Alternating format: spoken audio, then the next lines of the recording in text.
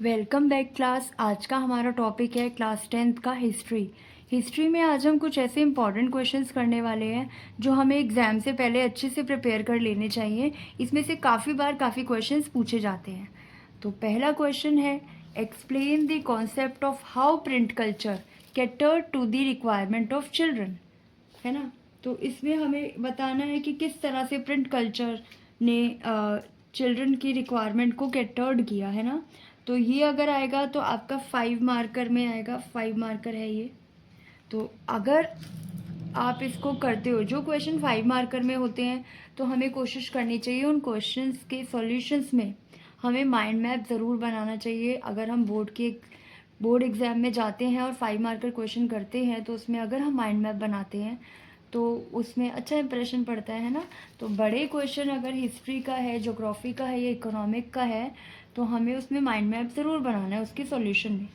Next question मैं आपको बताती हूँ, है ना। Another one of the important question, why did Gandhi जी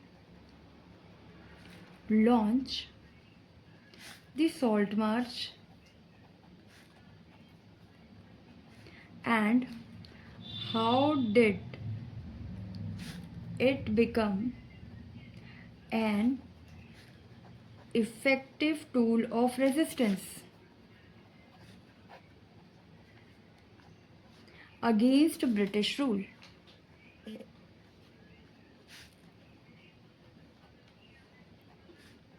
ठीक है, तो इस क्वेश्चन में हमें क्या बताना है? इस क्वेश्चन में हमें बताना है why did Gandhi ji launch a salt मार्च।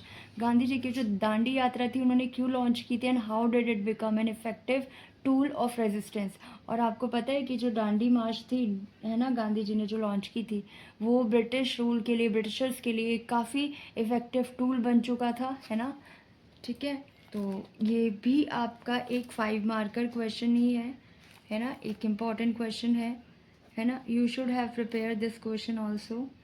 ठीक है, तो नेक्स्ट क्वेश्चन जो है आपका उसमें क्या है, वो है explain how language play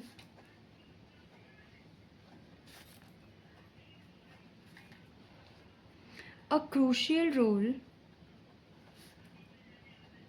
in developing nationalist sentiments in Europe during 19th century। तो इसमें आपको क्या एक्सप्लेन करना है? अगेन ये भी एक 5 मार्कर ही है। इसमें आपको एक्सप्लेन करना है how language play a crucial role in developing.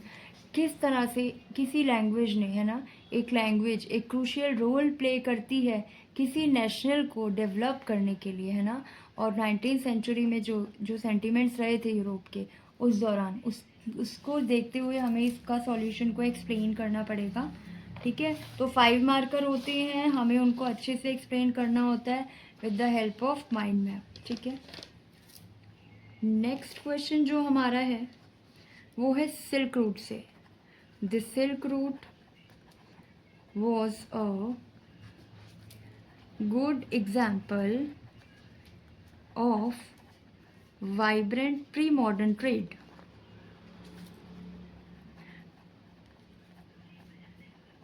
and cultural links between distant part of the world।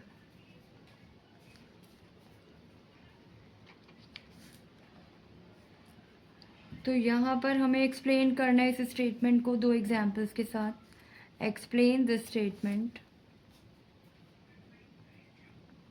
With 2 example. ये 2 मार्कर है हमारा। इसमें आपको सिल्क रूट के बारे में बताना है कि silk route was a good example of vibrant pre modern trade. Silk route आपको पता है, जब आप चैप्टर पढ़ोगे इस चैप्टर में आपको सिल्क रूट के बारे में बताया जाएगा, है ना। वो रास्ता, वो, है ना, वो एक ट्रेडिंग का बहुत ही अच्छा प्री मॉडर्न जिसको कहा गया है ना, ट्रेड के लिए बहुत ही प्री मॉडर्न, मतलब उन्होंने एक रूट जो निकाला था, है ना। तो काफ़ी ट्रेड हुआ, वहाँ से व्यापारी आते जाते थे, कल्चर लिंक बन गए थे, है ना, अलग अलग पार्ट्स के बीच में, जो मतलब टोटल पूरे वर्ल्ड में। मतलब बेसिकली इसमें आपको ये बताना है कि सिल्क रूट एक बहुत ही अच्छा प्री मॉडर्न ट्रेड का ज़रिया बन गया था, है ना। और आपस में एक वर्ल्ड में अलग अलग पार्ट्स में लोगों के अच्छे लिंक्स भी बैठ गए थे ना ट्रेड करने के लिए, जिससे हमें फ़ायदा हो रहा था। अगर हमें ट्रेड करेंगे एक कंट्री में अलग अलग पार्ट्स में लोगों के साथ, तो हमारा ट्रेड बढ़ेगा, जिससे हमें प्रॉफिट होगा, है ना। तो इसी को एक्सप्लेन करना है, ये 2 मार्कर है, इजी है। Next question, question number 5। तो इसमें हमें क्या बताना है, इसमें ट्रेटी ऑफ वेना, है ना, ये अगेन एक इम्पॉर्टेंट क्वेश्चन है। The treaty of vena was drawn up, कब ये ड्रॉन किया गया था, वॉज ड्रॉन अप इन 1815। क्या इसका ऑब्जेक्टिव था, with the object of undoing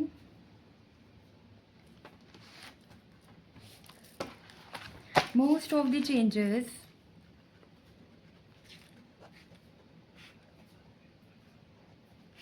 that had become about in Europe during the Napoleon War.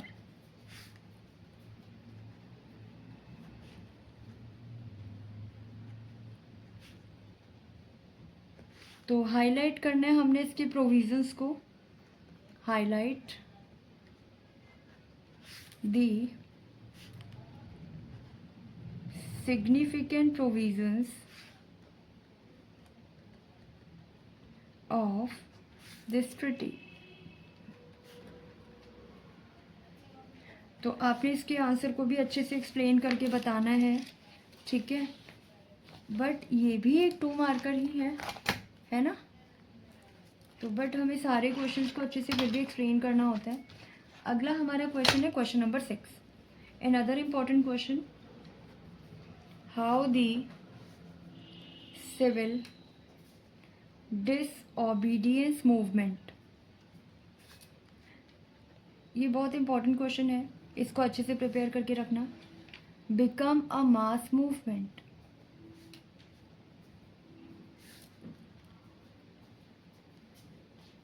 Explain with example. ये 5 marker है, इसमें माइंड मैप भी बनाना है आपको। Civil disobedience movement very important topic है, इसको अच्छे से प्रिपेयर टिप्स पे होना चाहिए। ये आपके आप सभी बच्चों को सिविल डिसओबीडियंस मूवमेंट जब आप पढ़ोगे चैप्टर में, इसके नोट्स बना लेना, इसकी डेट्स, इसको अच्छे से प्रिपेयर कर लेना, ताकि इससे रिलेटेड कोई भी क्वेश्चन आए तो आप उसको स्किप ना कर पाओ, राइट। आपका नेक्स्ट क्वेश्चन है, how did the emergence of middle class in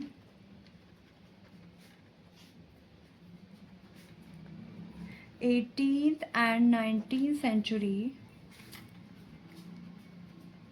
contribute to the rise of nationalism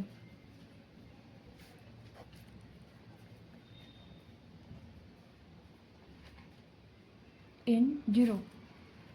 तो आपने इस कॉन्सेप्ट को एक्सप्लेन करना है। How did the emergence of middle class in 18th and 19th century contribute to the rise of nationalism in Europe, है ना। किस तरह से इन्होंने कंट्रीब्यूट किया नेशनलिज्म को राइज करने के लिए, यूरोप की नेशनलिज्म को राइज करने के लिए, है ना। ये भी अगेन एक 5 मार्कर है। देखो अभी मैंने आपको इंपॉर्टेंट क्वेश्चन सिखवाए, 7 क्वेश्चन हैं हिस्ट्री के, ठीक है। ये इंपॉर्टेंट क्वेश्चन है, एग्ज़ाम देने से पहले आप इनको अच्छे से प्रिपेयर करके जाना। इंपॉर्टेंट क्वेश्चंस और भी हैं, मैं आपको बताती रहूँगी। अगर आपके पास इन सब के आंसर्स नहीं हैं, है ना, या फिर किसी एक पर्टिकुलर का आंसर नहीं मिलता आपको, तो आप मुझे कमेंट सेक्शन में जाके कमेंट करके आंसर्स पूछ सकते हैं, समझ सकते हैं। और अगर क्लास 10th में किसी भी सब्जेक्ट में, कोई भी टॉपिक में आपको अगर कोई प्रॉब्लम है, कोई डाउट है, तो आप मुझे कमेंट सेक्शन में कमेंट करके बता दोगे, तो मैं आपके लिए वो वीडियो रेडी कर दूँगी, है ना। I will try to explain your doubts, है ना। तो ठीक है, आज की वीडियो हम यहीं पर वाइंड अप करते हैं। Take care, bye bye.